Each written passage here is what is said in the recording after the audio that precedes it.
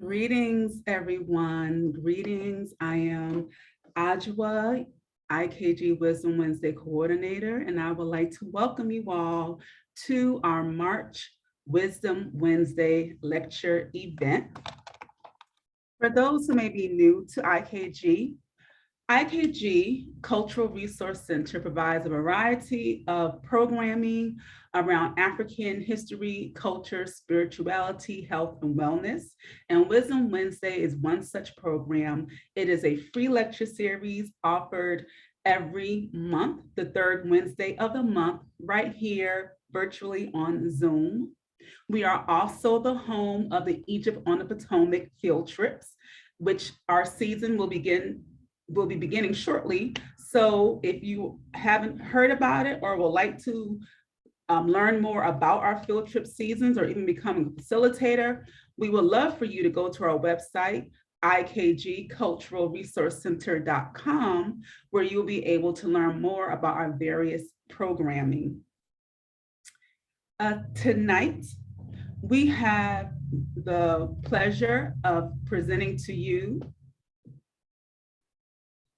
our Dr. Johnathan D. Vitale, also known as Nana Obrafohene Kwaw. And before we get to him, though, I do want to just shout out some of the people who are here. We always like to go over who's in the building this evening. So I almost forgot to do that, but I caught myself. So I just want to scroll through the chat and just send greetings out to people who are joining us from all over the world, including Hanover, Pennsylvania, Pearland, Texas, Atlanta, California, Bowie, Maryland, New York City, let's see, Waldorf, Tampa, Florida. Thank you for joining us. DC, of course, is in the house.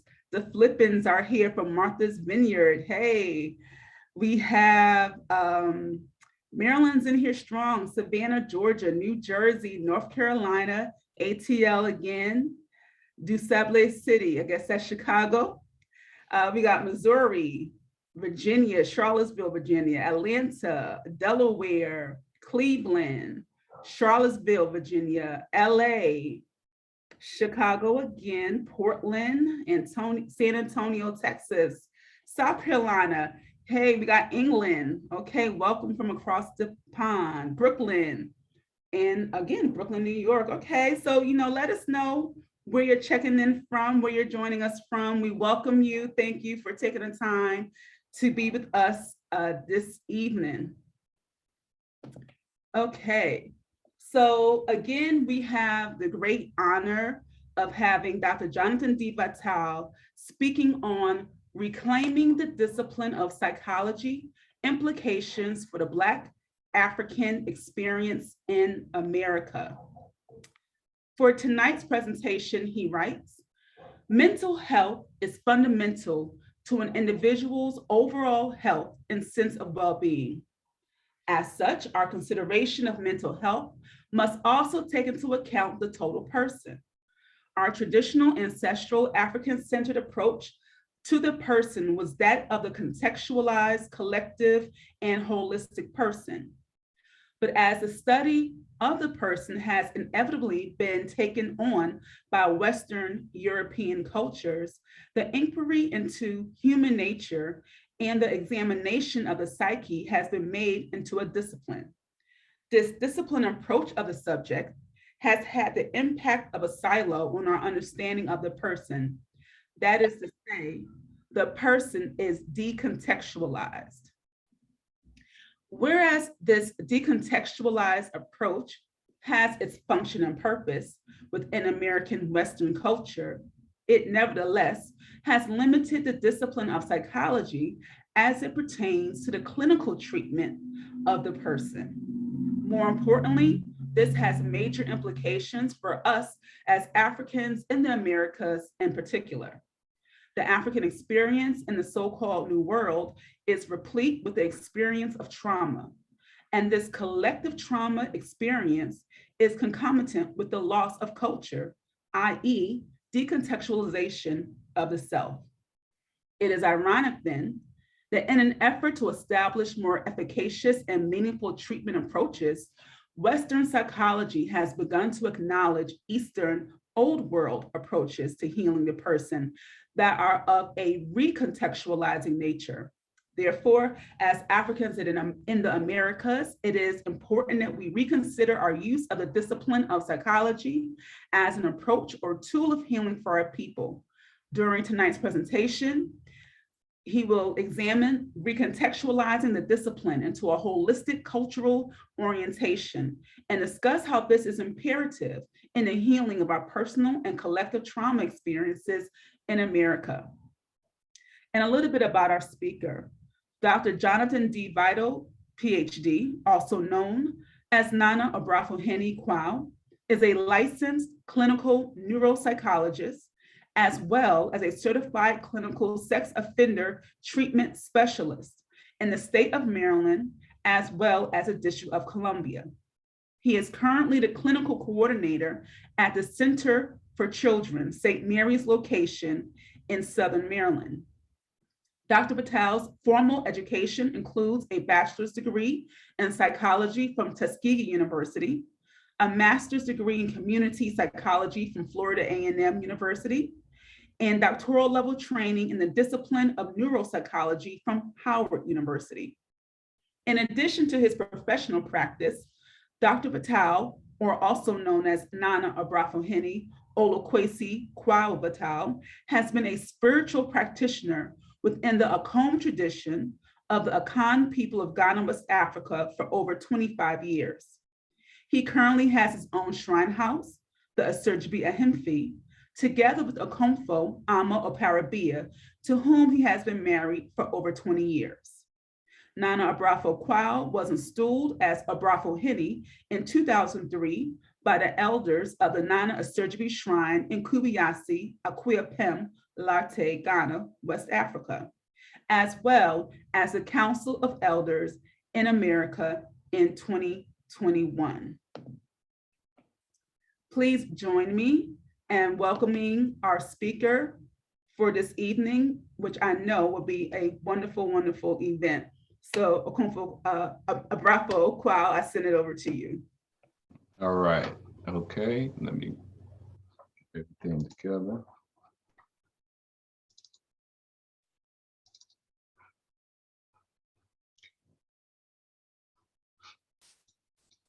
Okay, everyone, it is most certainly a pleasure to be here, to be able to speak to so many people across the globe about something that I feel pretty passionate about. Before we get started, I would like to, first of all, thank you, Agile, for the introduction. But I want to pose to everyone a question, and this was an important question fairly early in at least my postgraduate education. And that is, can we use the tools or a tool of the oppressor for our liberation? Can we use the tools or a tool of our oppressor for our liberation? And that was a question that was posed to me during my education at Florida A&M. And that was, Florida A&M was very important for shaping my thoughts and even going into structuring this talk and my how I view the world and how I've viewed my discipline since then. Florida A&M was the only or is, to my knowledge, still the only African-centered school of psychology in the world. So the whole, from top to bottom, that's what that department at Florida A&M was committed to that. And so when we first went in to study there, my discipline was community psychology, they posed that to us. And so we spent the first few weeks ripping apart the Western paradigm and Western-centered psychology and Western-centered philosophy and trumping it with our own tradition and comparing it with our own traditional African worldview. And then after all of that was done, we went right into learning the traditional European-centered therapy and scientific approaches. So that conundrum, that paradox, has always stuck with me, and it really shapes this talk here. So let's go into this. Let's even break down this title, Reclaiming the Discipline of Psychology. And we're going to pay attention to words, basically. We're going to, and that's something that I want you also to take away from this, is to pay attention to words. We often will just use words without considering the etymology of the word or why the word was purposed. And for what reason was that word used? So reclaiming the discipline, we want to pay attention to that word, of psychology, implications for the Black African experience in America. Now, the subtitle, let's break that down. How our approach to mental health must be repurposed, recontextualized, and re-Africanized. The important thing here, particularly in this subtitle, is repurposed. As we go through this talk this evening, we want to focus on the idea of repurposing psychology, because that's going to focus on us having to reflect on, I want to use this pointer, if I can get to it. Oops. I get to that. No, not just that. Nope, that's not it. Okay, I'll see if I can get back. One second. Okay. Is this it? There we go. All right, sorry about that. Okay, so repurpose. What was the purpose in the beginning? We have to think about that. If we're going to repurpose it, why was it purposed? Why was it commissioned? Why was a discipline set forth in the beginning? Recontextualizing. Now with recontextualization, we're looking at the idea of perspectives, relevance, and culture. And what is culture? Because we often talk about culture and it's like, oh, it's people's customs, mores, ways of thinking, folk tales or folk ways. But you know, that's not really what culture is. What culture is how people survive and affirm themselves. Culture is a codification of one's values. So that's something important to remember, a codification of one's values, a codification of behavior, a codification of thinking. And that thinking and that behavior preserves a person's values. Is something is valuable to a person because it helps to preserve their life, survival, and to affirm and to advance who they are. And that's what culture does. And that's why we celebrate things that we celebrate. That's why we develop ways of speaking and customs and ways of eating and ways of dressing, because it helps to preserve the self and advance the collective self. So that's what culture is. And to recontextualize, we have to put something back in its rightful place as affirming our values, our survival, and our advancement or well-being.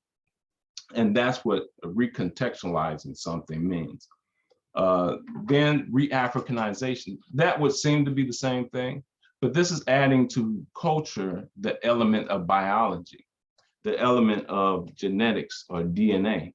So we, in considering this topic of psychology, and this framework of repurposing, recontextualizing, re-Africanizing can be applied to any discipline, any philosophical point of view, any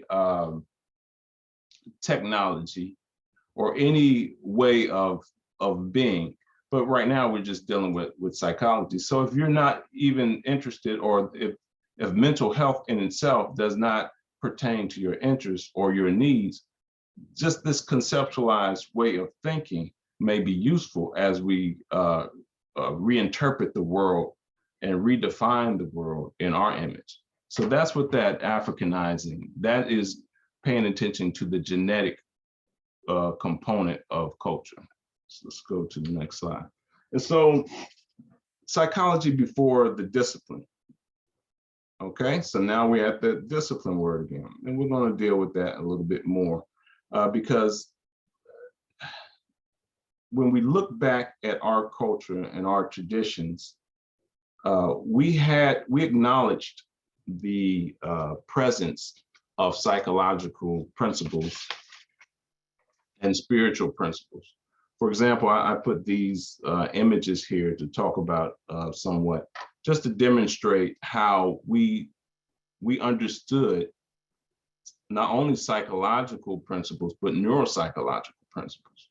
And you can see the features of these, this iconography, these masks, from our most ancient traditions all the way to current and contemporary or more contemporary sub-Saharan and West African traditions. All African people all over the globe had these understandings, and you can see the unicity here. So let's just break down this headdress on the this Kemetic iconography or artifact. Here you see the uraeus. This is the cobra or the serpent, or the wachet or uraeus. This was a deity that was referred to in Kemet, as well as the Nekhebet on the headdress. And these particular structures not only refer to deities and spiritual constructs, but they also refer to biological constructs, neurobiological and psychological or constructs of the psyche and the mind. And these refer to the pineal gland in particular. And Dr. Richard King talks about that in his biological origins of psychiatry, the African origins of biological psychiatry, that is. And so he talks about these in his books. His other book is Melanin, the Key to Freedom. He talks about these structures and how they represent and how they work with melanin to allow one to have access to their higher order spiritual and psychic processes. And so if you just study the anatomy of the cobra, it even mimics the spinal cord and how that comes up to the subcortical structures. Some structures we'll be talking about a little bit more in this talk later on. And the neck of the vulture also mimics that same thing. And you see the unicity across Africa. You see the same two-structured motif in this West African depiction. And you see the rays of the sun or illumination indicating that it's elevating these structures are elevating this person's spirit. And the fact that these are birds that are elevating the person's spirit. Again, here, this one, just based upon my practice, my spiritual practice, I understand this stool had to have come from the Khan people of Ghana or the Ivory Coast.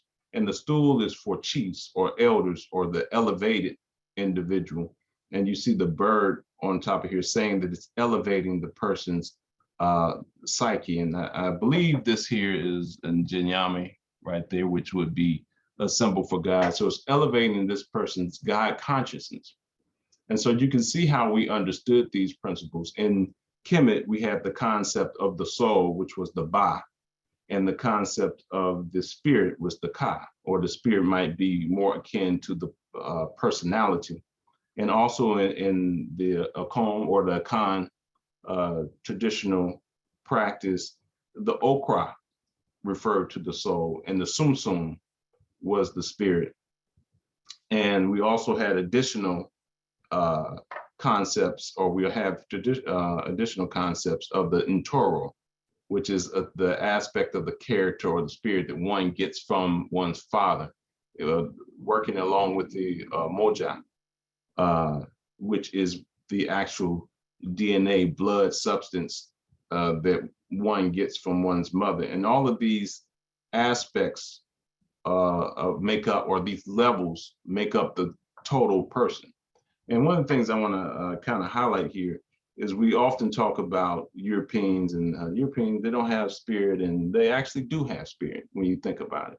Because spirit, that sum level or that ka level, I mean, you can have good spirit, you can have bad spirit, you can have clean spirit, you can have, negative spirit. So, but what spirit are you able to channel is the issue, to elevate to the soul. So white folks tend to be, they can be spiritual. You'll see them in New Orleans with their tarot cards, and they'll be psychic, and they can give you a little reading, and they can pick up on your little dead ancestor. But it's these structures here that our ancestors knew, and working along with melanin, that gave one access to the soul. So one of the things I just want to kind of point out or highlight, they tend not to be soulful. They can be spiritual, but they tend not to be soulful. And that's the issue, because these structures, and as you can see, that's what this is saying, is elevating one to the soul, to the God consciousness. That God consciousness is the soul, because you can have a denigrated spirit, and that will have nothing to do with godliness, but that soul is pure. And our people, because of our genetic makeup, going back to that re-Africanization construct, and the genetic and the biological component gives us access to that godliness, that soul, which is from God. So we are soulful people, and that's a part of our biological or psychological makeup. So if when we're recontextualizing a psychology for us, we're recontextualizing an ideal of elevating to a higher connectivity, that which makes us human, because that soul elevation is what makes a person human, or gives one human qualities. All right, let's go to the idea of discipline. All right, so let's just read through it. Discipline as a form of decontextualization. Discipline is an action or an inaction that is regulated to be in accords or to achieve accord with a particular system of governance or school of thought. Okay, and then there's another definition. Discipline can be a set of expectations that are required by a governing entity, including the self, group, class, field, industries, or society. So this idea of discipline, if we understand it well, it's parceling something out from another and making a distinction. So you're what's the word I'm looking for? You're taking a set of rules and a set of actions or inactions, and you're making a distinction about something in particular, because you want to refine that thing, if you will, or you want to go into depth about that thing, which is okay. But what happens when you do that, you have to parcel, when you're disciplining something, you have to parcel or make a distinction that separates it or decontextualizes it, just by nature of making it into a discipline. And there's nothing wrong with that per se, but you have to be able to understand what that is doing when you are creating a discipline, or when you are disciplining something. When you initiate the discipline process, you understand the context. So you can, once that thing is prepared and disciplined, you can reapply it to its purpose, why it was taken out or why it was examined in detail in the first place. Do we know why psychology was disciplined? Why was it taken into such an acute examination or refined examination of the topic, versus when, as the slide I showed you before, when it was contextualized, if you will? Because in our version of dealing with the psyche and the soul and the different iterations of the self, it had a contextualized nature to it. We didn't need to discipline it out. Okay, let's take a look at what happened with the discipline of psychology and study of the mind when it reached the West, because it didn't start with them, but they picked it up and found it to be useful. And it would be too exhaustive to go into how it came into Europe and through philosophy and so on and so forth. And even our good friend Sigmund Freud, which is one of the, he's the face pretty much of psychology, even today, even though his school of thought has gone out of I wouldn't say going out of favor, but it's going out of prominence.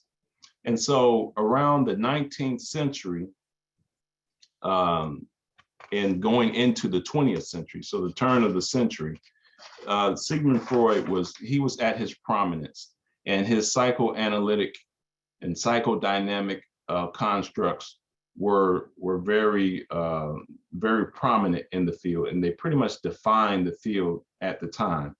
They were in their heyday. And the psychodynamic approach dealt with self-reflection and allowing the person to reintegrate. That's another word that we'll deal with a little bit more later on. It allows the person to achieve some reintegration from the neurosis or the conflicting or the combating of the self, which is in essence what a neurosis is, to a integrated form through reflection and insight. So it's an insight-oriented therapy or philosophical approach to psychology or the psyche. And it has a subjective episteme. So this episteme, if you don't know, is just how we know. It's knowledge, how we know what we know. Or epistemology is how the study of knowing and how we know. And that knowing, or the way we knew from that standpoint, was subjective. It was the person was the knower. And what the therapist did was facilitated the person introspecting or going into oneself, having the experience, and then communicating to therapists or just having the insight understanding for themselves.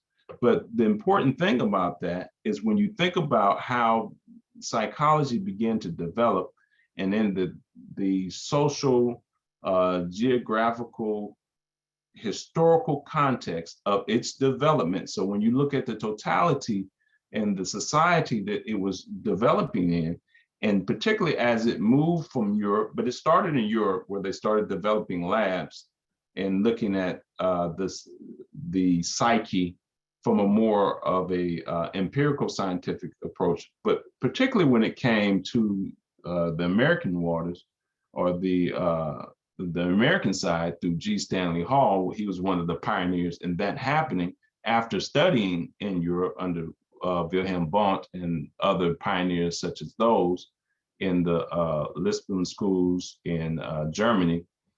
He was one of the forerunners of the American brand of psychology. And so now this engine, and even what we see of America today, is generated out of the thrust and the industrializing and the codifying the culture at that time.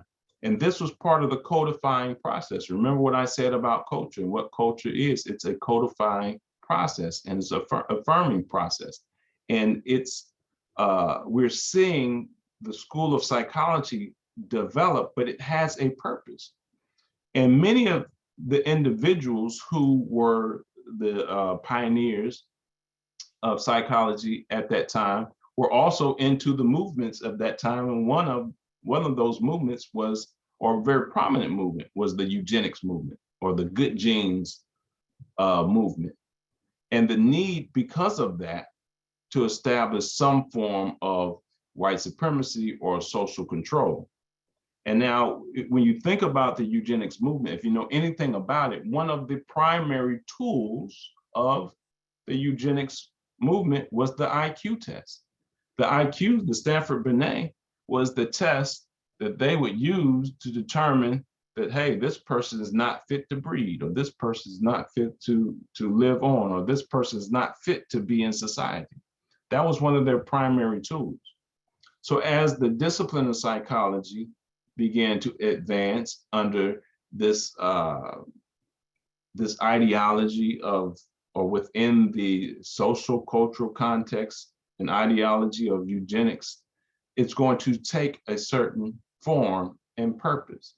And now we're going to move away from the subjective episteme to a more objective episteme or way of knowing. So now the knower is outside of the specimen being observed. So now the knower is outside of the psyche, if you will, the individual's psyche.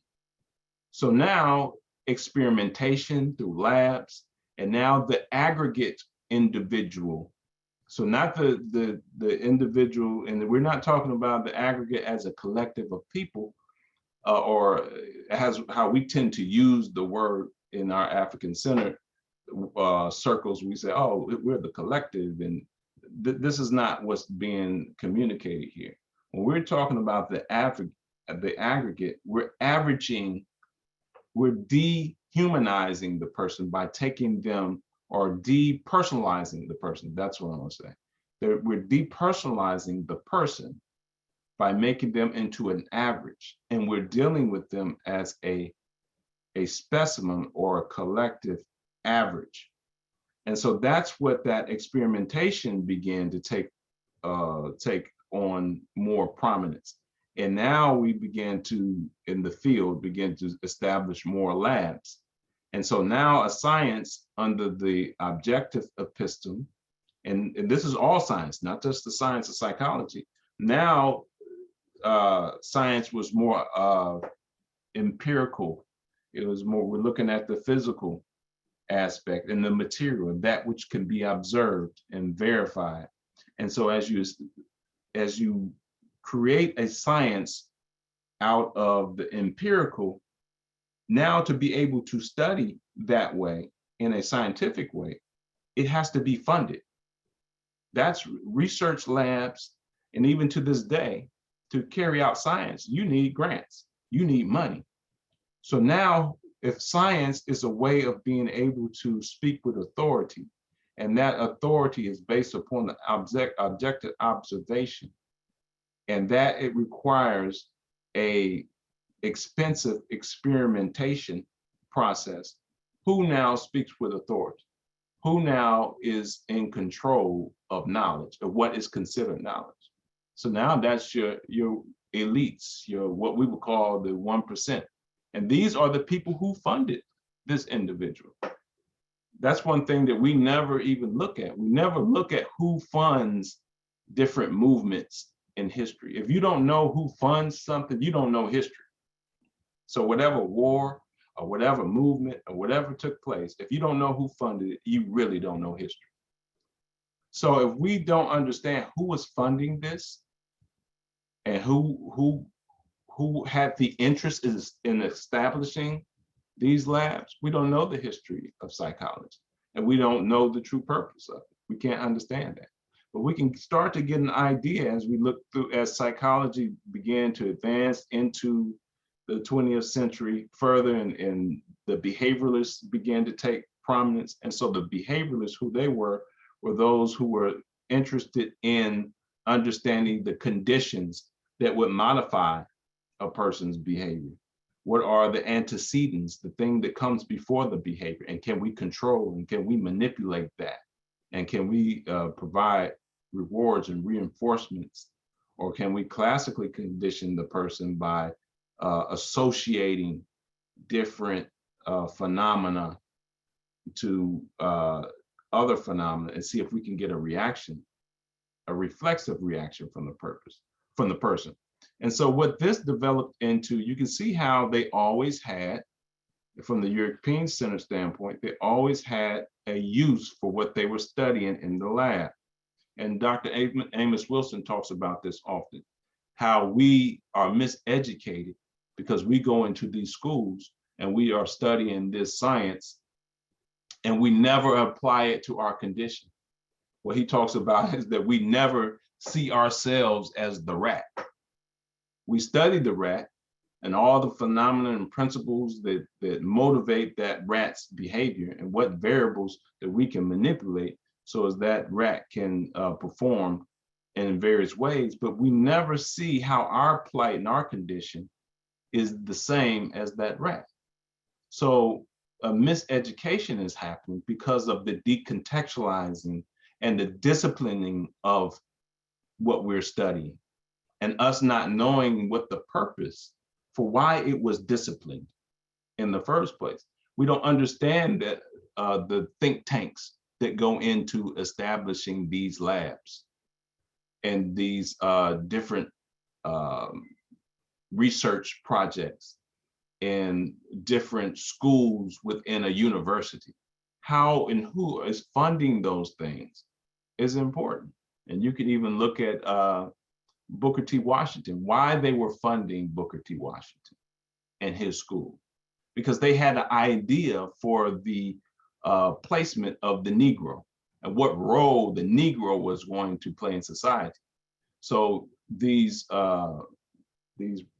benefactors and these philanthropists, if you will, funded him under the guise that they were going to have the Negro, the quote unquote Negro, relegated to a certain role. Now, if you know anything about Booker T. Washington, which, you know, I am a proud Tuskegeeite, he was actually finessing them. And he was actually an undercover a revolutionary. He would fund, you know, Black radical organizations, but that's a whole nother presentation.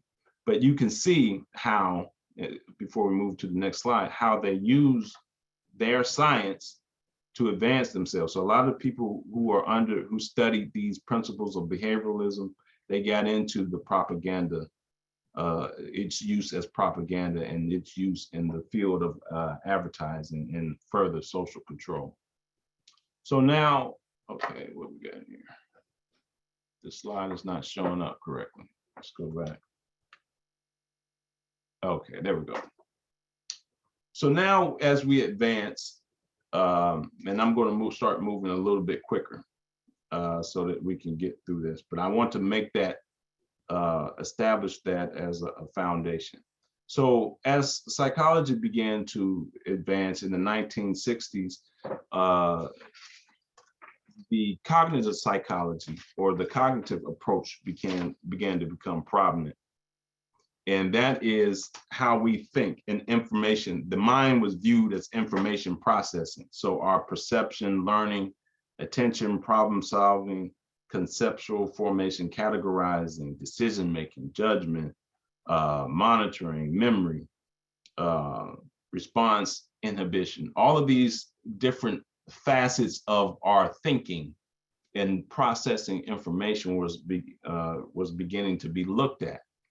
And so from this, and I should note that as a neuropsychologist, these are the actual processes that we most deal with, those thinking processes and how those are associated with various brain structures. But let's move forward.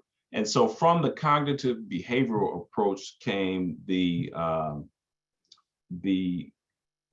approach of therapy, the cognitive behavioral approach. So it's a combination of the two, if you will. So you take the behavioral approach, which is looking at the antecedents of behavior and the outcomes of behavior, and getting a person to be able to process that and understand what went before the behaviors that they had, and to evaluate their outcomes, and also to deal with how individuals might think and to modify thinking errors or cognitive distortions, or get them to understand how they make decisions and approach things.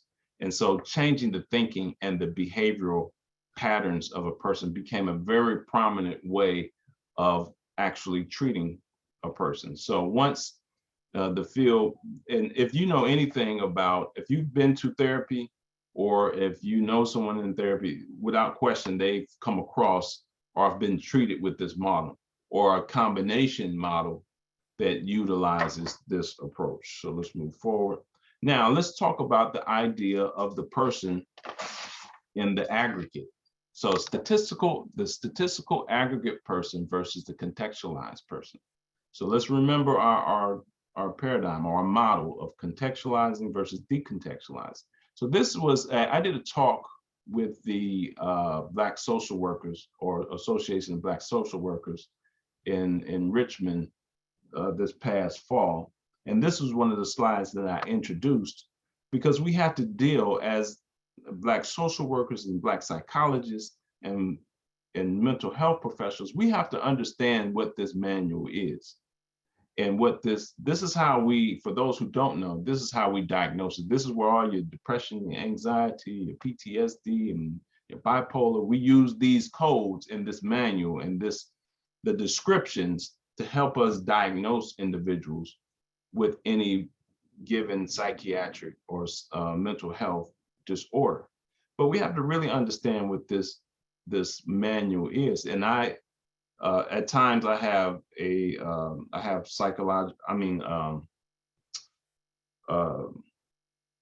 I have interns, doctoral psychology interns, as well as my therapist that I am the supervisor for at my clinic. I often have to remind them that when they are searching for diagnoses, and like, I need to find out what to diagnose this person for. Like, I'm trying to figure out what they have. I'm like, okay, why are you doing that? Why are you trying to figure out what they have? That's not the most important thing. The most important things are what are the factors that have brought them to the place that they are now, and how is their behavior and their way they process, how is that functioning in their life? What function does it serve? The diagnosis, I'm like, that's how we get paid. So this diagnostic and statistical manual of mental disorder, this is the diagnosis, that's the problem. So the D in the DSM-5 that's the problem. Statistical, that's the aggregate person. And manual, what do you use manuals for? When you go to a new job, they give you a manual so you can learn what? The system. So the manual, that's for technology, if you will. So we're treating the person as a commodity. So this manual essentially commoditizes the person and turns the person into a commodity that can be treated in the aggregate. And so this book is produced by the American Psychiatric Association. So psychiatrists, and for those who don't know, they're the branch of mental health who treat mental disorder primarily through pharmaceuticals, through psychiatric or psychotropic medication. And so this aggregating of the person allows them to treat them in the aggregate. So when you're, and I'm not saying that, it's altogether a bad thing to be, if you need to be placed on psychotropic medication. I mean, I don't believe in it, but I do understand there are some necessary cases, just like in Western medicine. There are necessary cases, even though you may be a holistic person. If you have a gunshot wound, you don't want a seaweed wrap. You want to go in for some trauma surgery. You want to go to the trauma unit. So there are uses for psychotropic medication, but they most certainly shouldn't be relied on. And we should understand we're being treated as a statistic. We're being treated in the aggregate. We're not being treated as an individual. So we're being treated as a commodity, if you will. So that's a trade and commerce manual. I'm not saying it's bad, but I'm just telling you what it is. And that's what it's used for, and that's its function. So now if we're getting into the problem of trauma. So now we're understanding here, and the reason why this is here, remember our paradigm is recontextualizing, understanding how psychology was purposed in the beginning, and then how they begin to curve back towards our traditions. And this is where it began, when trauma became a problem. Trauma is a result from experiences that overwhelm the organism's capacity to adapt. It is caused by terrifying, threatening, confusing, or disorienting experiences that cannot be resolved by the individual within the situation or as a result of circumstances. So what trauma does is it fragments the person and causes disintegration. So it causes the person from going from being a holistic unified self to a fragmented and disintegrated self. And disintegration is disease. When we're talking about the psyche, is disease of the mind and disease even of the body, because that's where we're going to move when we're talking about trauma. We're going to go to how the trauma impacted the body and why this issue of understanding trauma began to bend psychology back towards a more holistic approach. So, neuroscience or neuropsychology, the problem of trauma in the brain or body. So when we talk about the brain, the brain is part of the body. And we talk about the body, we're not just talking about the brain, but we're talking about the whole body. There's a book by The Body Keeps the Score by Basil Vanderkolt. Dr. Basil Vanderkolt is a popular book that we often refer to in understanding how trauma is registered in the body. And we begin to understand trauma's impact on the brain and the brain behavior relationship. And this began to evolve more of an understanding, because we understood trauma in the beginning, but we understood it as in like World War II as being shell shocked, or we understood it as hysteria back in Freud's day. So we say that a woman was hysterical. They were experiencing some type of trauma, and the main signs was like a loss or distortion of memory, some type of paralysis, or some type of radical shift in the person's behavior. The person wouldn't speak, or some shift in the person's body posturing, or how they would move or not move themselves. So trauma was a big deal, but we began to understand that it was a PTSD or post-traumatic stress disorder around the 60s, but mainly in the 90s, we began to understand that make radical leaps in understanding how trauma was really impacting and make a stamp on the brain. And even in the late 90s and the early 2000s, this idea of adverse childhood experiences, or ACEs, I'm not sure if anyone has heard of that before, but even the medical or the somatic physicians that weren't concerned with the mind began to understand how even if a person is not traumatized, but a person experiences adverse experiences, like my parents broke up, or my favorite grandparent passed away, or I was bullied. And what they do is they tabulate all of these adverse experiences that a person might have. And they begin to understand that impacted a person's morbidity and mortality. Basically, it's either shortened their lives, the more ACEs they had, the higher the ACE score went up, or it caused them to be sicker. So diabetes, hypertension, cancer, all of these disorders that we might not associate with our experiences in mental health began to be understood as being impacted by that. And one of the mechanisms for that was these ACEs tended to increase our stress responses, which release certain neurotransmitters, and it released certain hormones and pro-inflammatory cytokines, which are an inflammatory immune response. And there would be an overreaction of these cytokines, which would cause an inflammation in the body, and which would increase disease, illness, and even mortality. So we began to understand these processes. All right. And then as we understood those processes and how trauma was related to that, the cognitive behavioral based approaches and the psychoanalytic approaches were found to be inadequate in treating the trauma.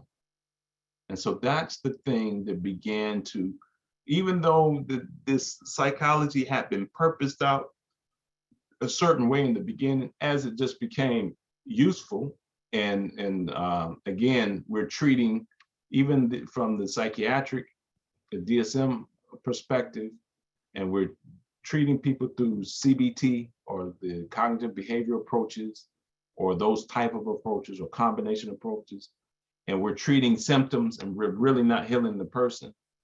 We really began to find, or when I say we, I mean the science of psychology or the discipline of psychology and mental health, really began to understand that they had no impact on trauma, people who have been traumatized, patients or clients who have been traumatized. So talk therapy or cognitive therapy wasn't working.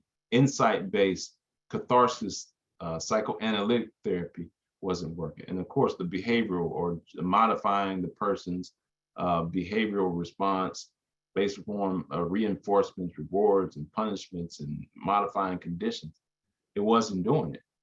So that naturally led to curiosity and understanding of what was going on. And so we're just going to take a little foray into the actual brain processes that, or the brain areas that are modified.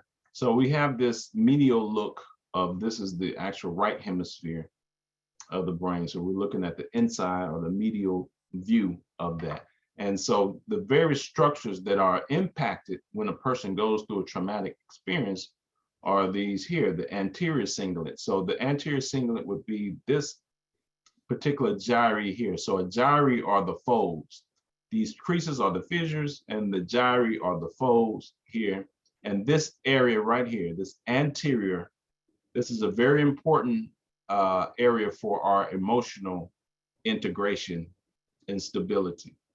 So this is impacted when we go through a traumatic experience or repeated complex, if you will, traumatic experience. So complex means just multiple little traumas, like if you live in a high crime area and your child is going to school and they're getting bullied every day and they have to worry about bullets flying. So those would be a complex trauma. So they may not have gotten an acute trauma themselves, but just that constant stress creates a complex, and it can impact that child's brain. And this is the Corpus Callosum, which is a commissure. So this is how the two hemispheres connect to one another and they communicate. This is impacted. So the ability for your hemispheres to communicate with one another is impacted through trauma. So the vagal poly modulation of trauma, or the hypothalamic pituitary axis, or if you will, or adrenal, this A is for adrenal axis. This is our flight or flight sympathetic nervous system response. So this is how this process is mediated, and this is how trauma will come in and work itself. So you have the dorsal vagal, or the dorsal vagus, which is a nerve pathway that runs right back here, right? And then you have the ventral vagus, which is a nerve pathway that runs right in front of that. And so these two vagal nerves mediate different processes. So with the sympathetic nervous system, this dorsal vagus really mediates our freeze or faint. So if you freeze or go into shock, you ever heard someone say, oh, this person went into shock, or they froze, or they fainted? This is the process by which that is happening. So something has traumatized you, has frightened you to the point where this nerve activates. And what this is doing when it activates, the system is saying that, we're overwhelmed. We can't escape. So we're going to go numb, we're going to freeze, or we're just going to black out and play dead and faint. That's the only way that we can survive. So that's what your system is saying when this takes over. That's what your system, which is wired to do. It's wired to help you survive. So once the system says that I'm overwhelmed, there's actually no escape, we're going to activate the dorsal vagus. And we're going to shut everything, shut the whole system down and see if that works. Otherwise, the ventral vagus takes over. And this is connected. It moves from here and goes down and connects to your throat, your lungs, your heart, and other aspects of your sympathetic nervous system that activates the fight or flight processes. So it goes to your lungs, and you may shriek, or you may your lungs, your throat, it impacts your voice, and you may yell out, and that might frighten off a pet predator, or your breathing increases to help you get oxygen to the body, and so you can run or you can fight. Same thing with the blood to the various muscles and to the heart. So that's how we survive in this aspect. This is a better reaction, and this tells the system that we might be able to do some things to get out of this jam. If this one takes over, we're definitely in trouble, and we're going to experience some longer term symptoms, if you will, psychiatric symptoms, because the system is overwhelmed and will stay stuck here, versus here, the system still believes that it can make it out or advance itself in some way. Okay, let's go through this real quick. Trauma experiences change the brain. So we just talked about a few specific areas, but let's talk about some of the two hemispheres in general. So trauma shuts down the left hemisphere, which this perspective, we take the view of the person's perspective. This is their left hemisphere, this is the right hemisphere.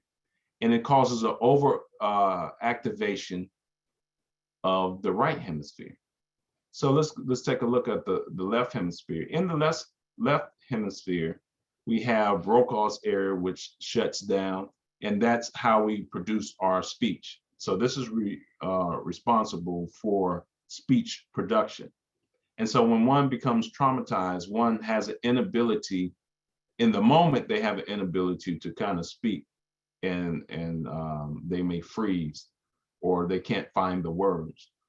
But as a person experienced trauma as a syndrome, and even after the trauma experience, they take upon the brain has been modified permanently and imprinted.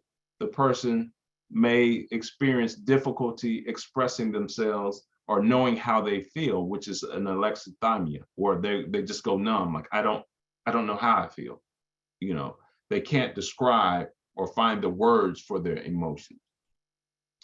And so in this overreaction of the right hemisphere, so this hemisphere, the right hemisphere, it's our survival hemisphere, if you will. So it looks out for predators and looks out for danger. So from the evolutionary standpoint, it was the hemisphere that was going to keep us alive from that standpoint, not let us get eaten up.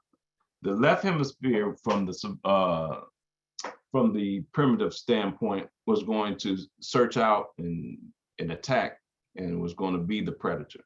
It was going to help us to find food and to, and to search out. So this is the prey, and this is helping us to find prey, and this is helping us to defend against predators. So when this hemisphere becomes over activated in a traumatized person, that person begins to see the world in this negative haze, and they begin to become quite defensive in their profile and how they approach things, and they're overwhelmed with negative emotions, because the right hemisphere has a tendency to have those gloomy, depressive, fearful type of emotions.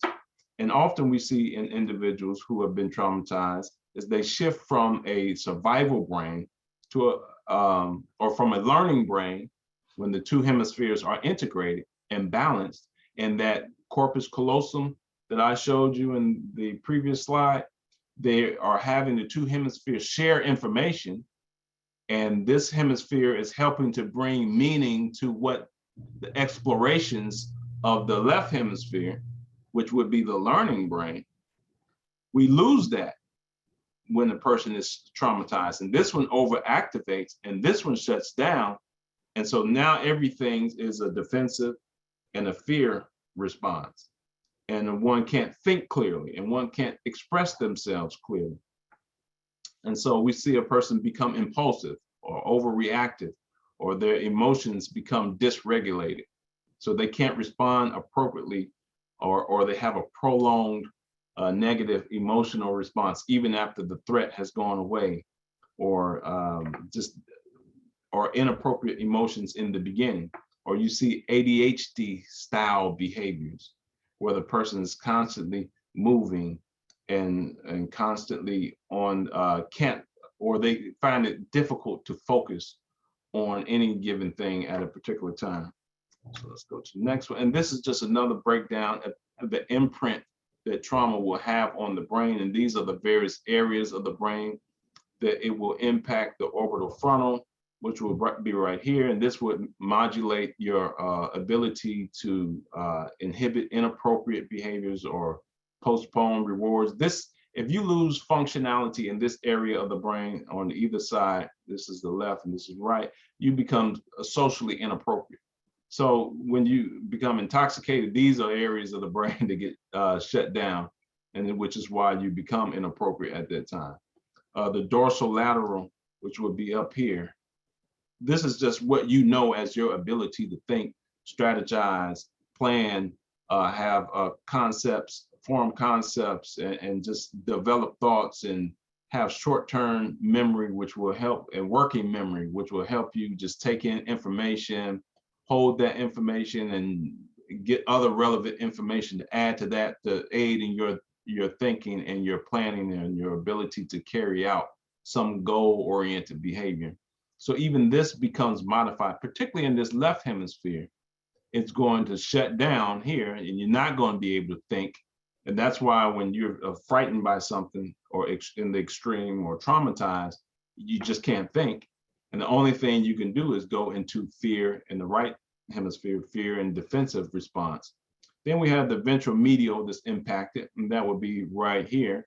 And it does a lot of work to modify this amygdala. If you know anything about the amygdala, this is one of the structures in the subcortical limbic system of the brain.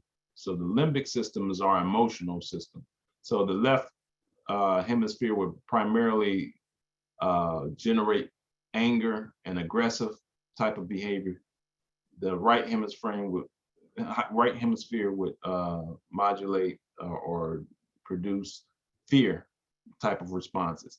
When a person becomes traumatized, this ventral medial area, which would give us, it bestows our ability to give context and relevance to our emotions, and to process those emotions. We lose that when that happens, when we're traumatized. And again, that's anterior cingulate that we talked about is right here. And again, that integrates our thinking with our emotions, and being able to apply, relevance to our emotions. And that also gets shut down and imprinted, or the brain becomes modified in that area as well. So this is a slide that I had introduced in a previous talk that I had given when I was doing this talk, and how it pertains to psychology concerning Black males. And I just thought I'd leave it in there because it's such an interesting idea and understanding of, and contextualizing of the information we just talked about. Because the person's thinking and learning brain, and many of the social media posts that we see of brothers getting gunned down, or our people getting gunned down, and oftentimes, it's painful to watch those things.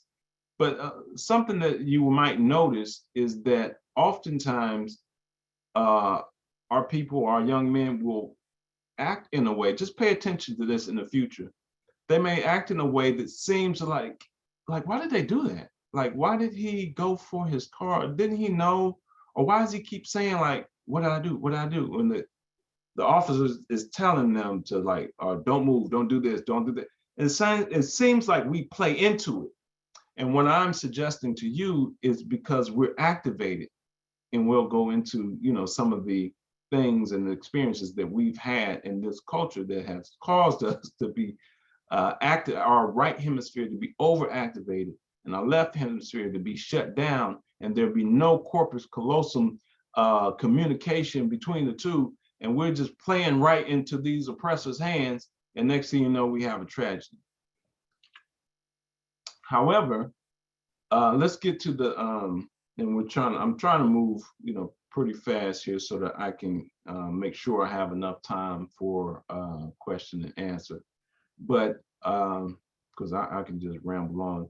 But Western science, so now we're getting to how trauma began to cause even Western science to reflect on or modify its approaches and begin to study the validity of old world and Eastern approaches to treating trauma.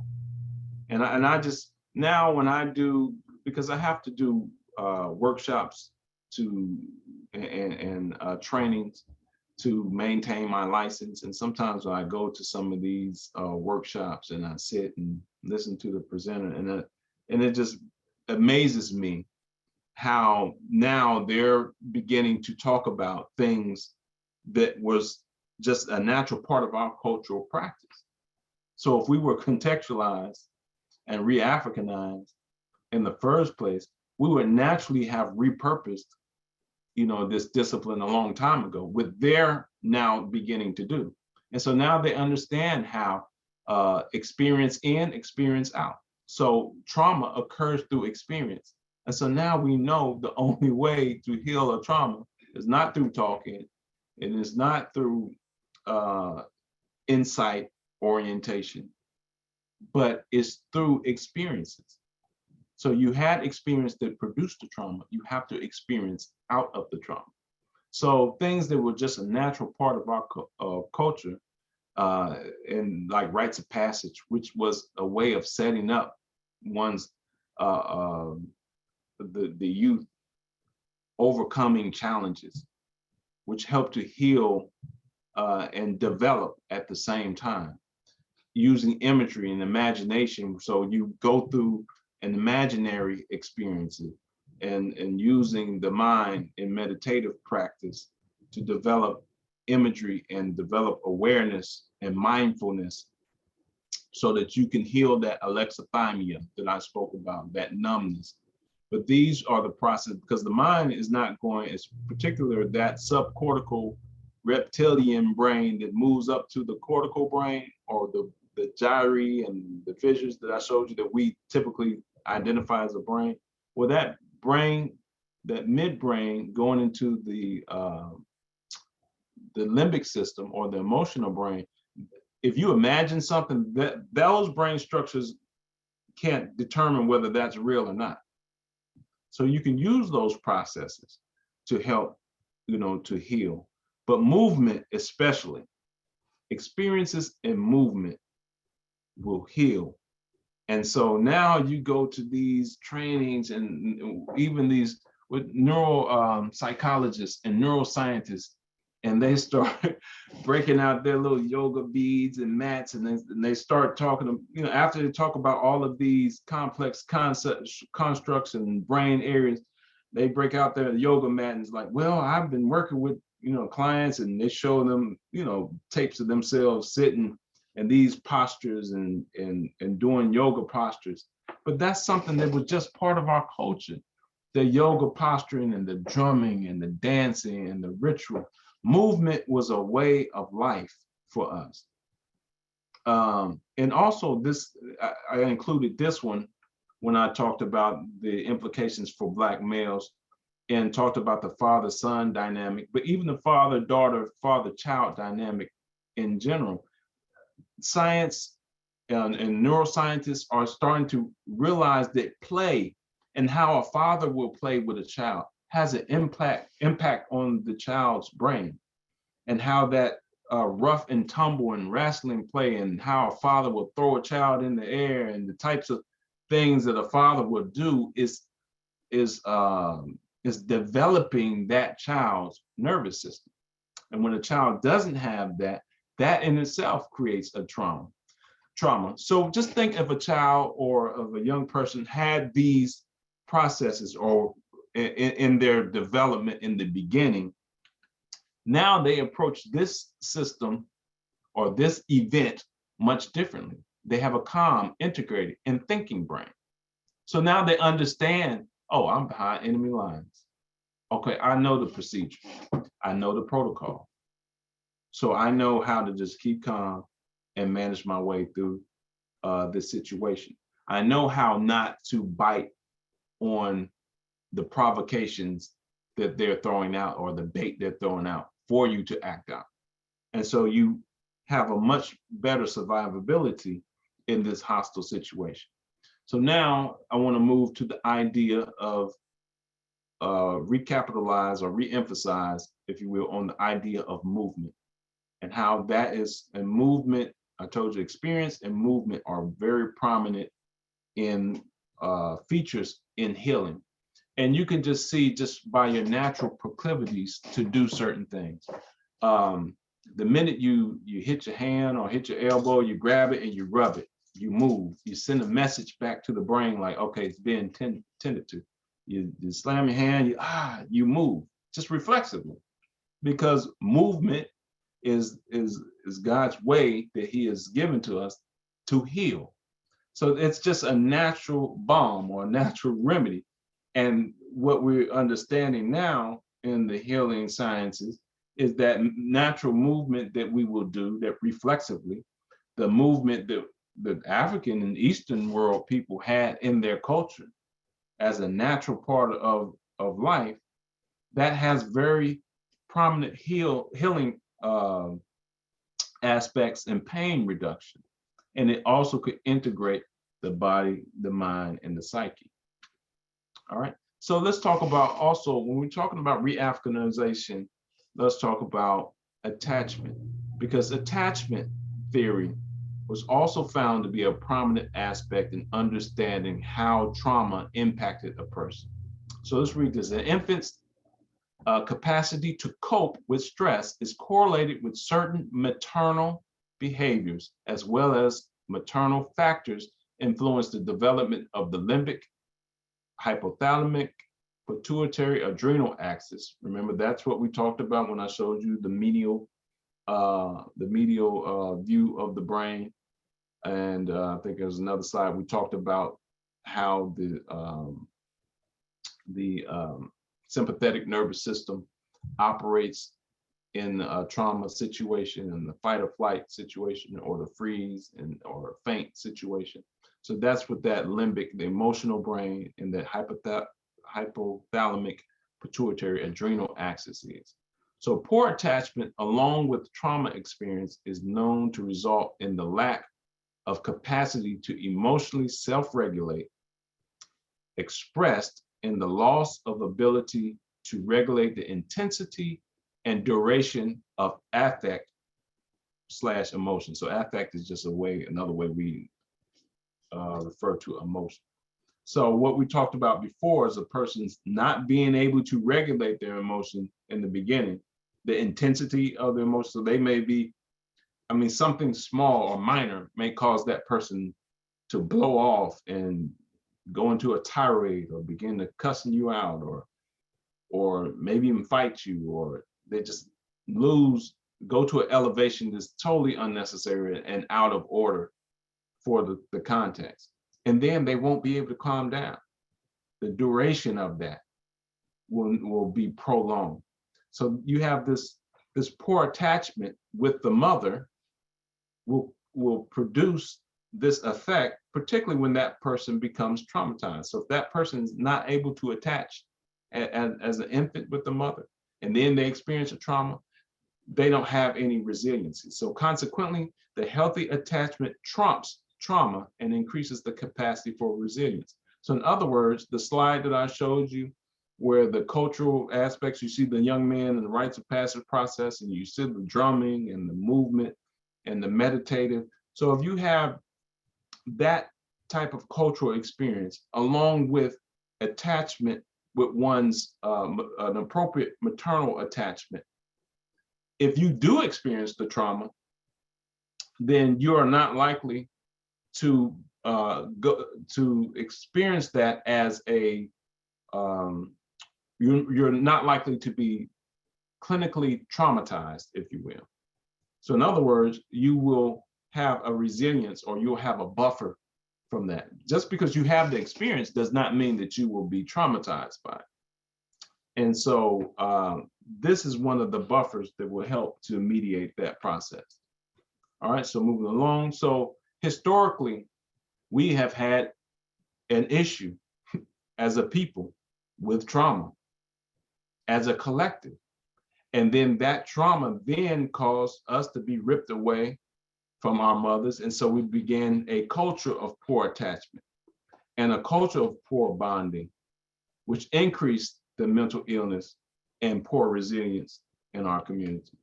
And so you have this acute trauma that a person may experience in their own life. You have contemporary cultural trauma and that historical trauma, and all of the ACEs ones experience, they become overwhelmed in this situation. And so their learning brain is shut down, and the only thing that's activated, in fact, overactivated, is the trauma brain, if you will. So attachment, trauma, and ACEs contribute to many psychiatric conditions. And so these are just those DSM psychiatric conditions, which basically is just a profile descriptions of the types of experiences or the types of conditions we experience based upon this bombardment or this confluence of the poor attachment, experience of trauma as a people, let alone what you might have experienced as an individual, and the ACEs that you experience as an individual.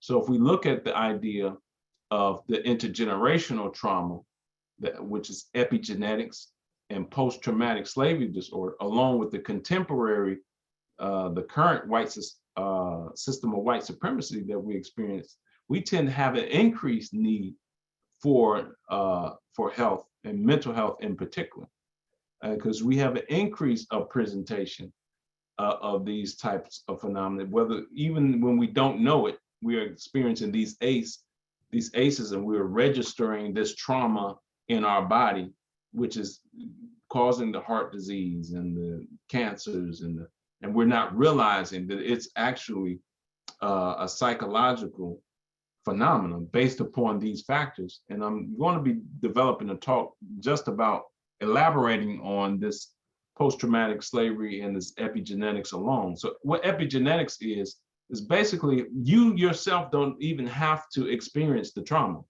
So this could be your parents or your grandparents, some trauma they went through in slavery or in Wilmington or Rosewood or Greenwood or whatever lynching experiences they may have had. I was able to trace back my ancestry and found that I had a couple ancestors that were lynched. So that registers in their DNA, and that is passed on to you. So you can have a proclivity to respond to trauma for trauma that you never actually experienced yourself. So that's what epigenetics is all about. And so we are carrying around all of this cultural trauma, as well as living in the system of white supremacy, experiencing increased mortality and morbidity, even if we don't experience these psychiatric, overt psychiatric conditions. So even when we don't understand that we have a need for mental health service and to re-Africanize ourselves, the evidence is clear. All right, so going back to my mentor and what I learned in Florida A&M, and going back to that philosophical question, this is where we ultimately landed, and this is where I landed in particular, and understanding, and this is my mentor, Dr. Kobe Cambone, Joseph Baldwin. This is his construct of the role of re-Africanizing and mental health. So he is, in his model, he's acknowledging that biology, that genetic component, as well as the conscious repurposing of our mental framework or our culture, or consciously developing, repurposing and developing culture. So if you remember my title, the subtitle, the repurposing and recontextualizing, that would be happening through this construct.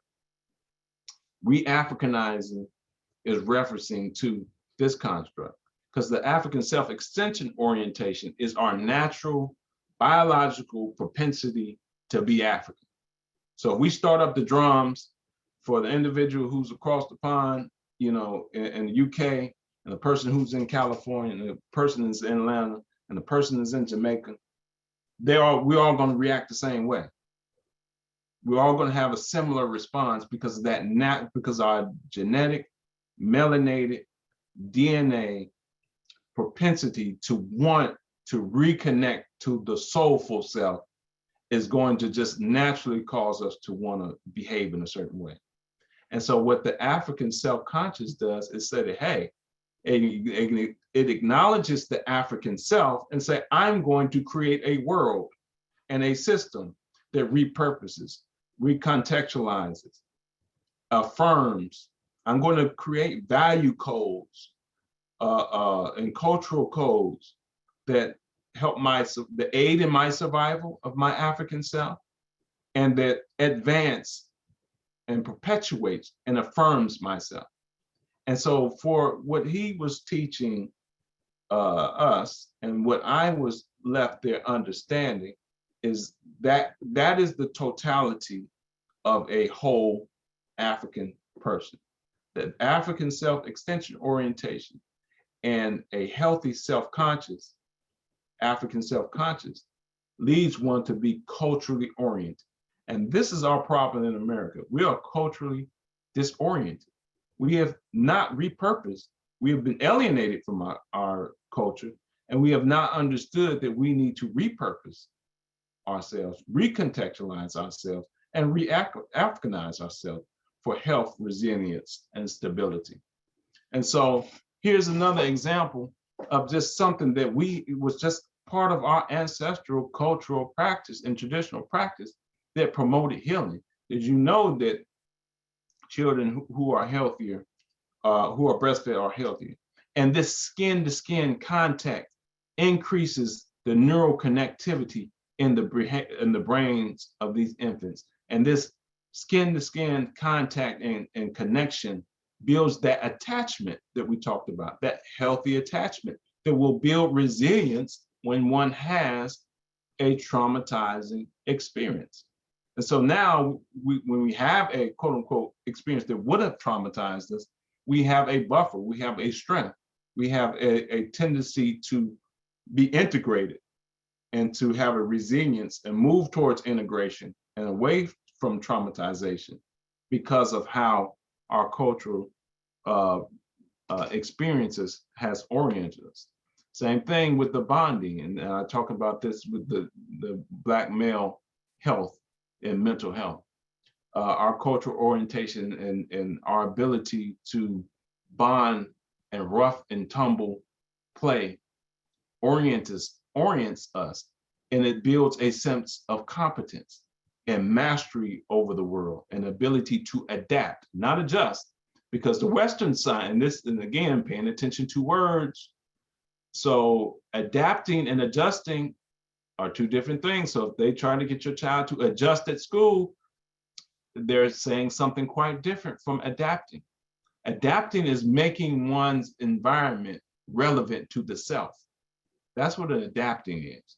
And that I am in my environment and I make adjustments so that my well-being is sustained and promoted. That's what an adaptation is. So you incorporate the environment, make the environment useful to you.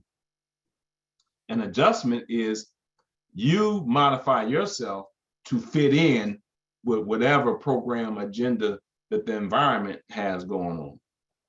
So if you need to cut off a limb to fit in with that environment, you do it. So if you need to cut off your a certain behavior response is healthy for a young African boy, you'll cut that off so that you can fit in and not be a threat to the system. That's adjustment. So we want to watch that, what we adjust to, and want to make sure that we promote adaptation in ourselves and our children. And again, that rough and tumble and that fathers do, it builds a sense of competence, because movement suggests competence. That's what movement is, it's competence. So, and that's why when we talked about, I showed you split brain and the dorsal vagal and the ventral vagal, and I told you that the ventral vagal, the fight or flight reactivity is better than the dorsal vagal, because if we activate, as long as we're making a response and moving, that's telling our system that, okay, we can handle this, we got this. But the minute you have to freeze and shut down, it's like, okay, I'm not competent. So the only response I have is to shut down and go numb.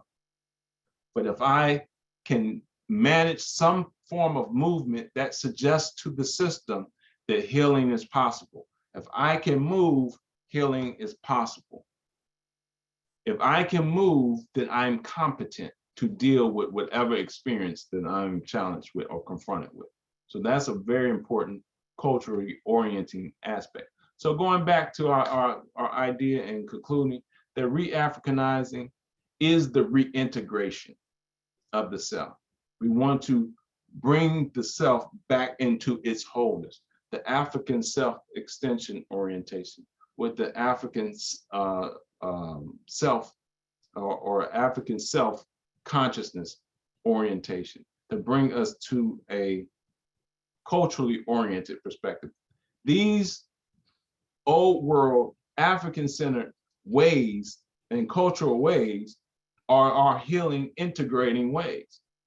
So now as psychologists, as I recall that paradox that we went through and that philosophical paradox that was presented to us, how can we use the oppressor's tool to liberate ourselves? Even look what the oppressor is doing for himself. He's going back and looking at our stuff. So what do you think we need to do? We need to re-Africanize and we need to understand that we need to incorporate those things and look back to ourselves and look back to what we were doing. And that's, even as I practice in my discipline, I try with clients who are amenable, who understand, I try to bring them closer and closer to integrating our old world perspectives, values, and ideas, so that we can move from disintegration or the trauma and chaos and rigidity that is represented by trauma. And so I like this little slide because it shows how, if you imagine this being the brain or the one system of body being in disarray and being disintegrated, we understand that as Black psychologists, Black mental health, African mental health professionals, and just as parents, mothers and fathers, our goal is to integrate and to reintegrate into a whole experience, an attachment experience, a bonding experience to create a whole African being. Thank you much. And that is the conclusion of my talk and my thoughts. Wow, thank you so much. Thank you so much. As you can tell in the chat, you have the chat fired up, so much discussion, a lot of great questions.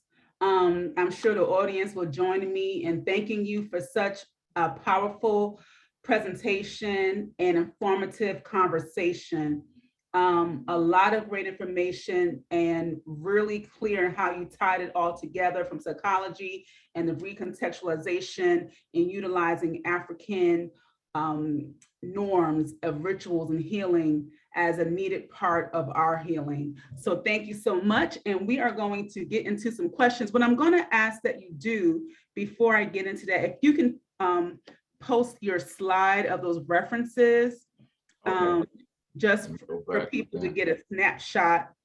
So if you're looking for some text or additional reading, we invite you to take a screenshot of the references slide to assist you.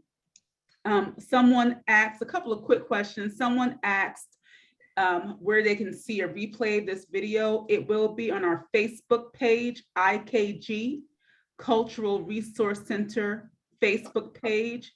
That is where you will be able to see the replay of this video. Give us a couple of days to get that posted, but that's where it will be. Again, the Facebook page, IKG, Cultural Resource Center. There are quite a few questions in the Q&A, so that's where we will go for our questions. So if you do have a question, please post it in the Q&A box. We will try to get to as many questions as possible.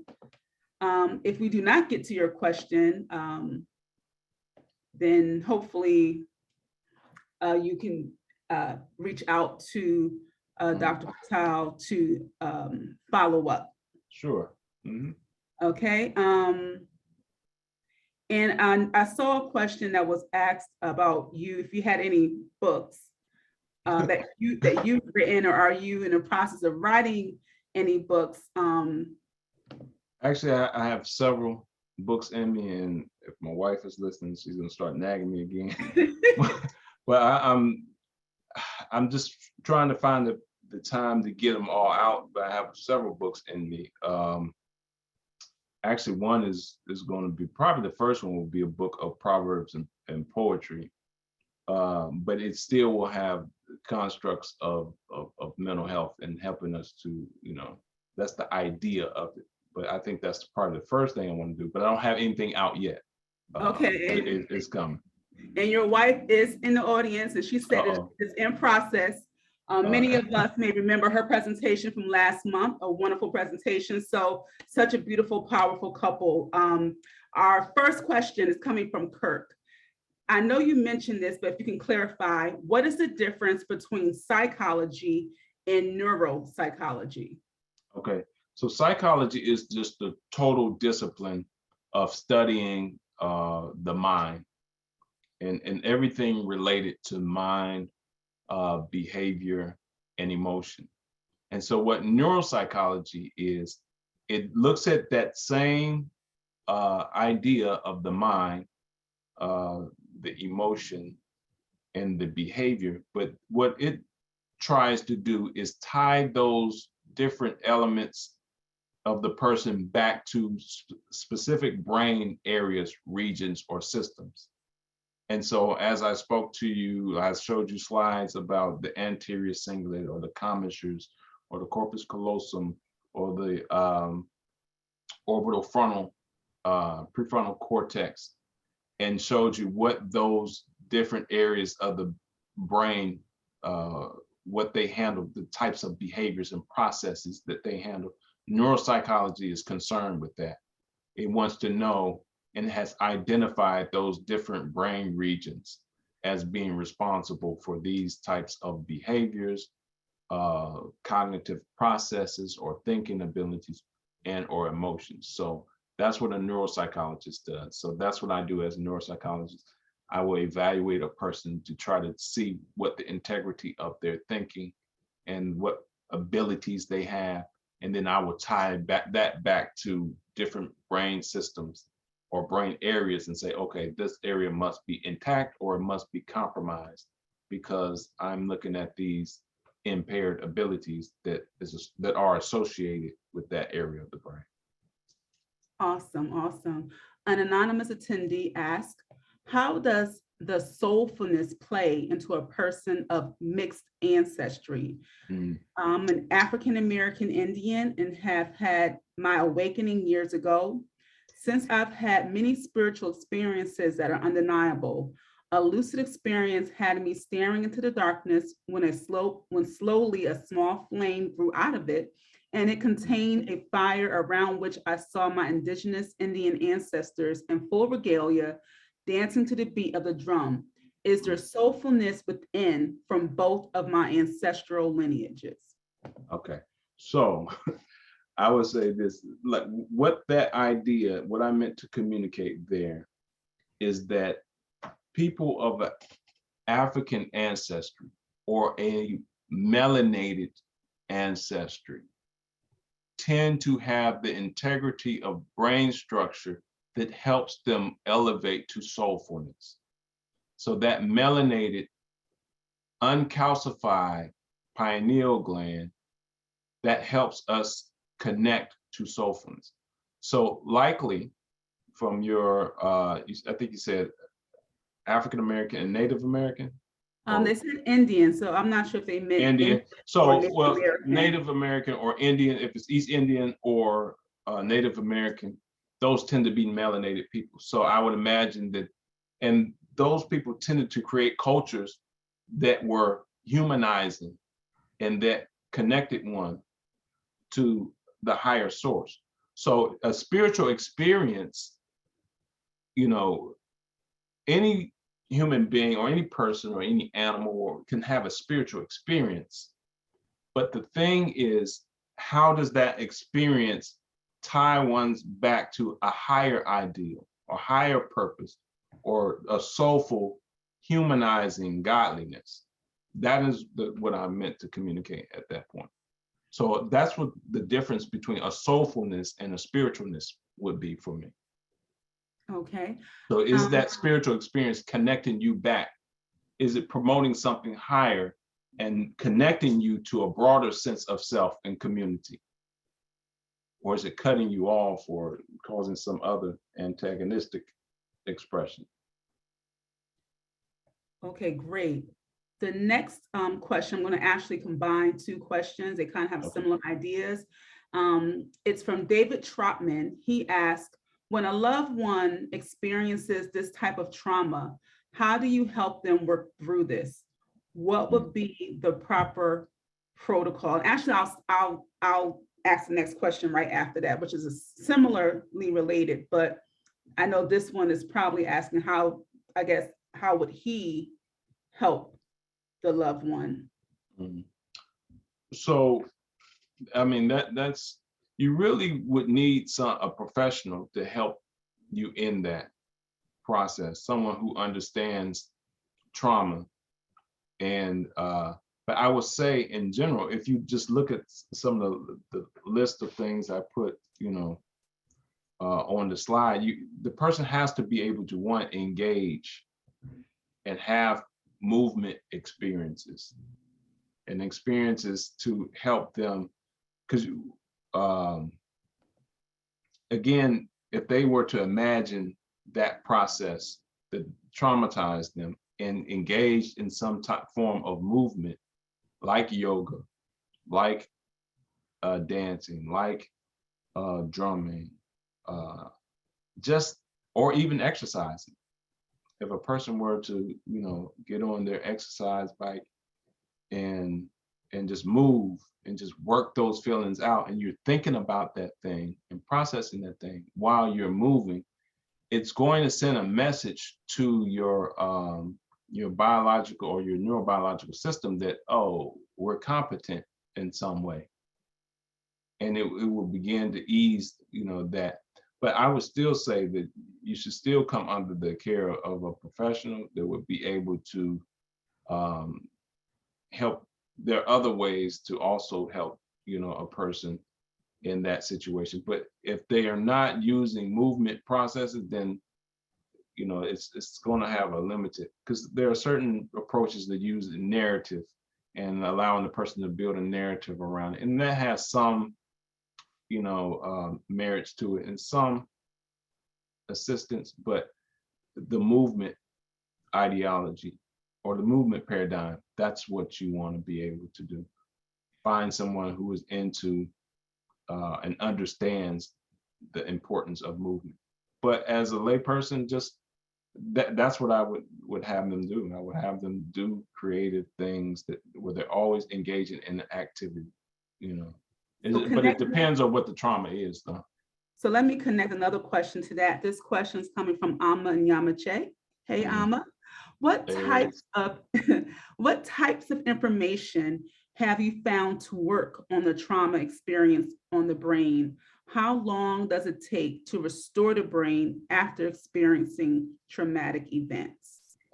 Well, the latter part, there's no way to know.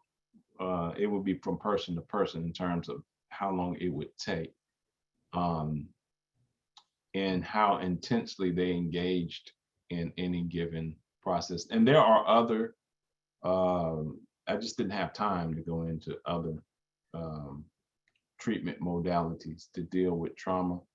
But I think the former part of the question was what information, like what techniques or procedures. I'm assuming that's what that's saying. And those are the things I didn't have time to go. There's some to deal with like eye movement. There's some to deal with using different types of like hallucinogens to re-experience the trauma, but that's obviously controversial and has to be under certain, guidance, and sometimes they can't be done in this country. But there are different things, and we can, she and I can talk about that as well. But the one concerning the eye movement, that's one I want to get training on, but I haven't done it. But this year I'll get some training on. Okay. The next questions are around intergenerational trauma. So I'm going to pose the 3 questions. Linda Robinson wants to know, what is a main effect or result of generational or cumulative trauma? I believe we are a wounded people who have never received adequate treatment or care long-term. Then Burnett Gallman would like to know, what is the difference between epigenetics and post-traumatic slavery disorder? And related to that, Amber Long would like to know, can we heal ancestral trauma? Okay. So yes, so we can take the last one first. We can heal ancestral trauma, but it takes a collective effort. Basically, it's experience in, experience out. So it's going to be a process of family by family developing a different a behavioral construct, or what we pass down to one another generation, like the types of parenting, in child engagement and attachments and bondings that we establish.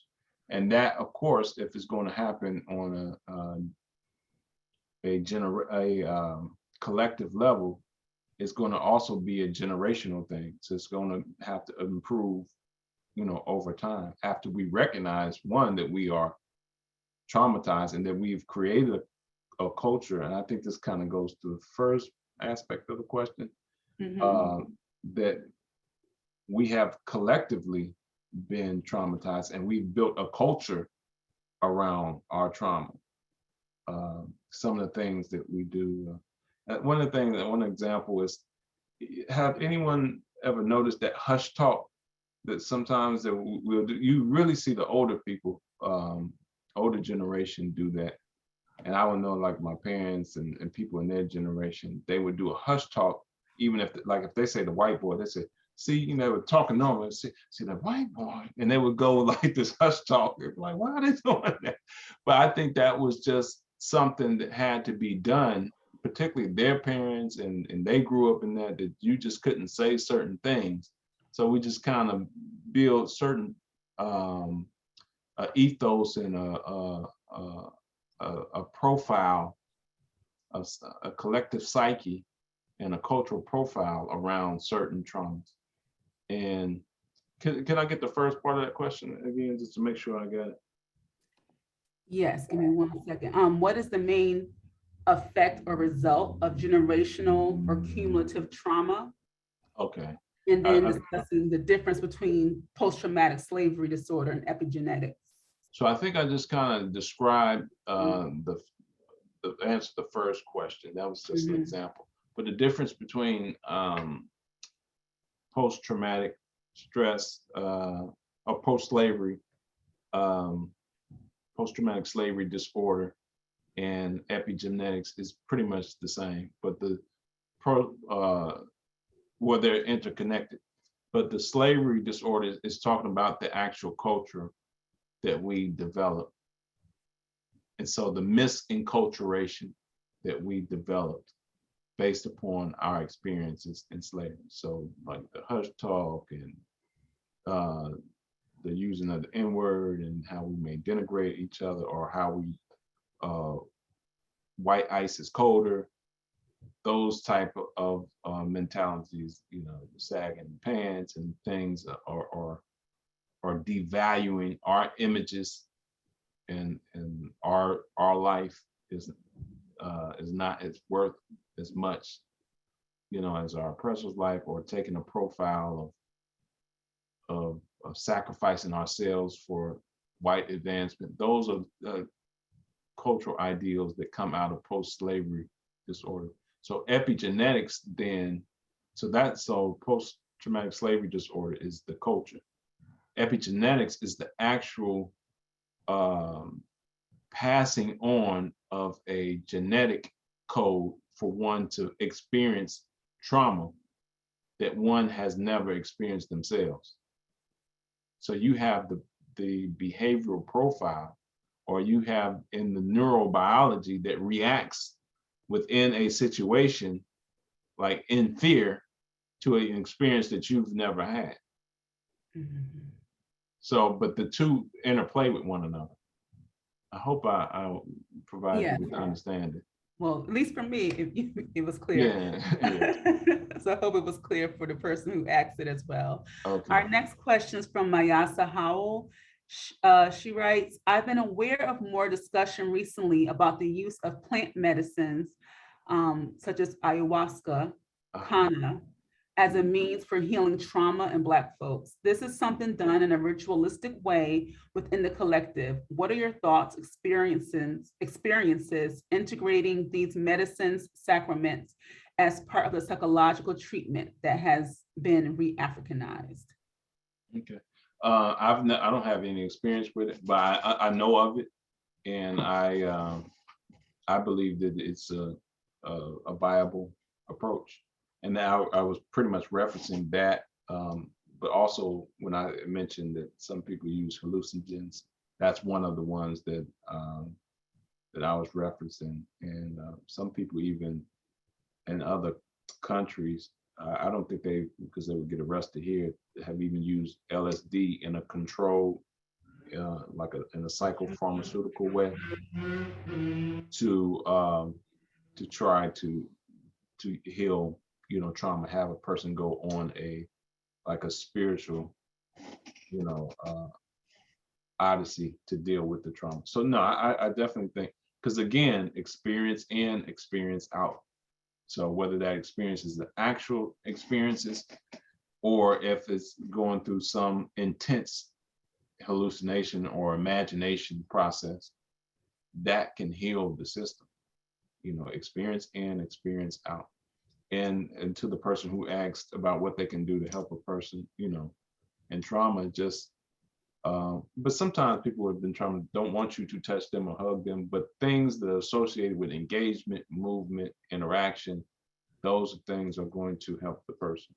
So yes, to this question, I don't have any personal experience, but I'm aware of that as a system, and I believe that. Okay.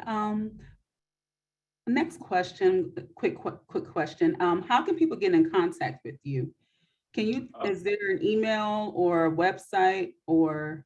Yeah, I can provide my email. I tend not to, I'm going to get a website, but it's only after I'm ready to go out. So what I do, I'm the clinical coordinator at the St. Mary's location Center for Children. And that takes up much of my time, but I still do private practice.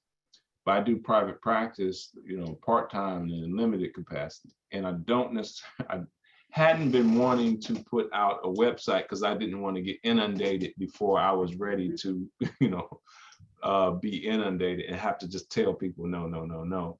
But I definitely will provide my email, or we can I can post that, I guess, in the chat. Yes, and your wife has put your information there. Okay, cool. So if she did, appreciate Yes, it. so if you see the comment by Amma Vital, that is his wife, and she has placed the information in the chat.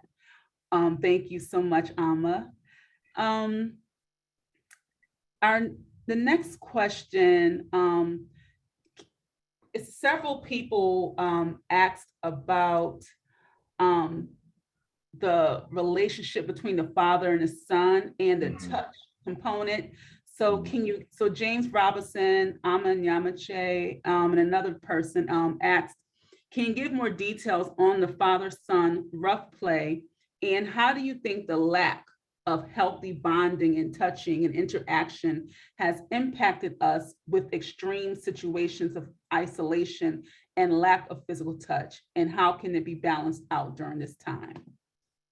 Yeah, that is very crippling to the individual, like not having that. So isolation will retard or developmentally delay the person's functionality, if you will.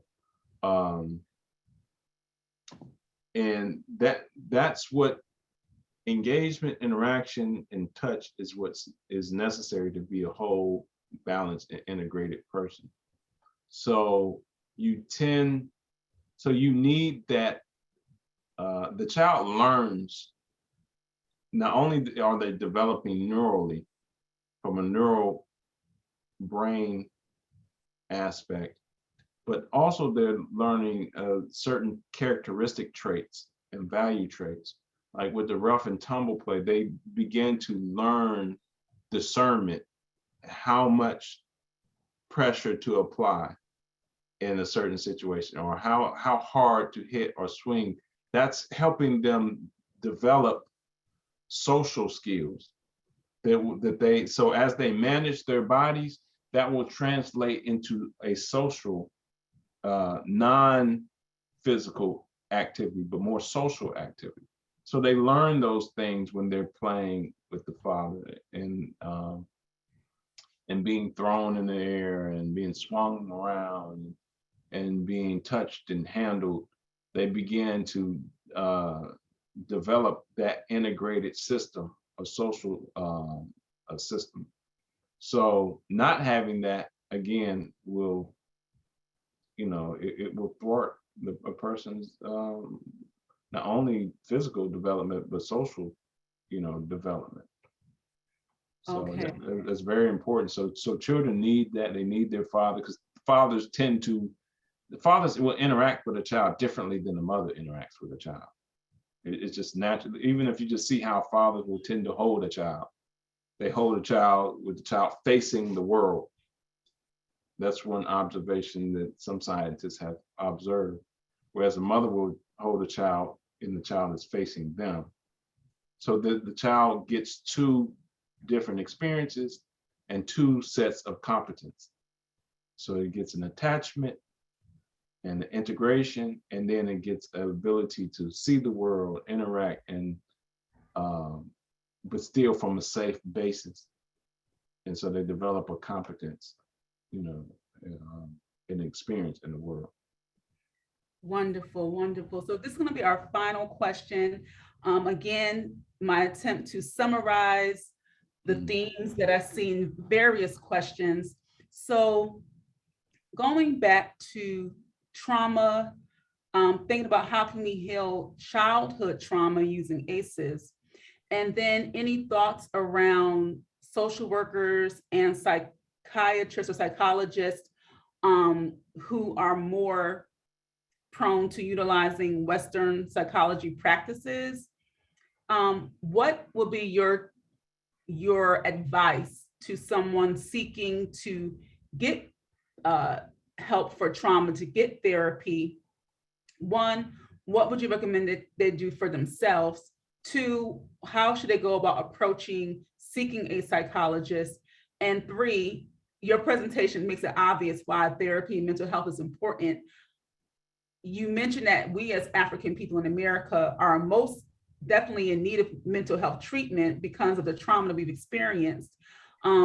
Yet there's like a stigma of getting services, mental health services. So can you kind of speak to all of that, I guess? Yeah, that's a lot. But I'll start backwards to see if I can make it back.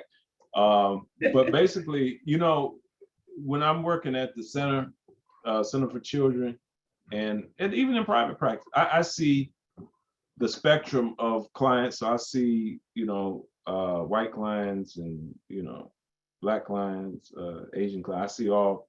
So that gives me a unique view and understanding how different populations and different races of people, ethnicities of people would engage services. And what I noticed, particularly about white clients, they will approach therapy much different. So they view you as you work for them, like you're their servant. Like, oh, you're my therapist. Like you're like you work for them. Basically, that's how they approach it. So it's not a shameful thing. It's like, oh yeah, I got to go with my therapist and I'm talking about. So you're there to help them be better. So it's not shameful. It's like you work for them. You know, you work for their betterment. But the opposite is true for us. We just kind of like, oh, I don't need this, and you know, I don't want to do it. So they don't understand it like we don't understand it in that way as much. Is like, hey, this person, I'm called that person's client because they work for me, you know. So they tend to engage it a little bit better, a lot better, unfortunately. And so, just in terms of looking for a psychologist or or any mental health professional, the first thing you're going to have to do is just find somebody that you can, no matter what their approach is, somebody you can relate to. Because even talk therapy is helpful, particularly if you're not traumatized. But what I was saying about trauma, even to a certain degree of trauma, it will have some level of benefit, but it won't really deal with the trauma, if you will. It won't totally deal with that. And so you're going to need to engage a different level of interactive, experiential type of treatment to actually really counteract the trauma. But I would just say, just find somebody that you can actually talk to, because that's what really does it. It's not really the technique or the procedure or the skills that the person has.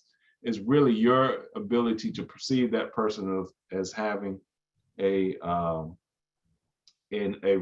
positive regard for you, of being authentic and genuine, and your ability to just kind of release to that person. Because even talking is going to get you, it's cathartic itself, and it's going to give you a certain level of release.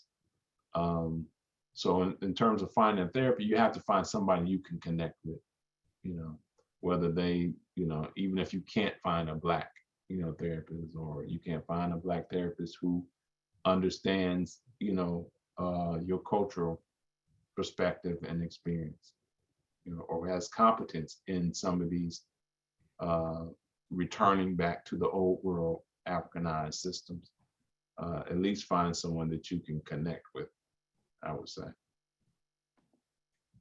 Awesome. Well, again, thank you so much for this wonderful presentation. Again, I am Adjoa of IKG Wisdom Wednesdays. We invite you out for our next Wisdom Wednesday, which will be Wednesday, April 20th. And it will feature Atlantis Browder and Naya Clemmings. And together they will be presenting on Children of the Sun, a classical African-centered curriculum. So going right along with this trajectory of re-Africanization, next month we will look at re-Africanization through education. in the schooling system. So thank you so much for joining us. Again, tonight's presentation will be posted on IKG's Facebook site, IKG Cultural Resource Center. Again, lots of comments in the chat, so please give our presenter your appreciations. I know this is, again, just a wonderful, wonderful presentation.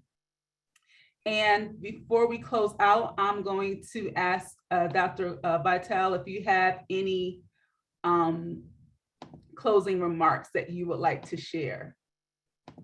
Only that I just want people to take away just the idea of, even if you don't need mental health services, I wanted this presentation to spark within you a type and a way of thinking, and think about that that challenge that we were given. How do we use the master's tool? So whatever you do, understand how you need to repurpose that thing, recontextualize it, and re-Africanize it. Absolutely. Thank you all so much. Thank you again for your presentation. Thank you, Alma, in the chat, in the audience, for holding it down and being here, of course, holding it down for your husband. So wonderful, wonderful. And thank you all for joining us. We are so happy that you took the time to be here this evening. Have a blessed rest of your week, and we look forward to seeing you next month. All right. Peace and blessings. All right.